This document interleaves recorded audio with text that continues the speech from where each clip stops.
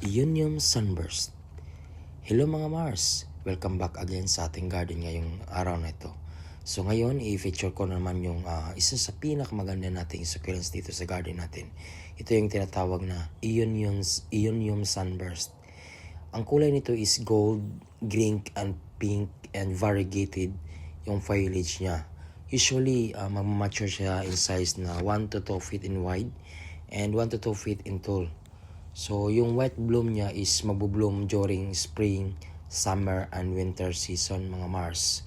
So, ang growing conditions naman niya is, usually, pwede siya sa ma-expose sa full sun, and then pwede din siya sa dapple shaded area, mga Mars.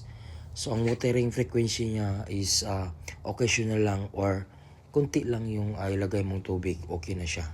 Tapos yung soil conditions niya, soil need requirements niya is average and gritty and well drained.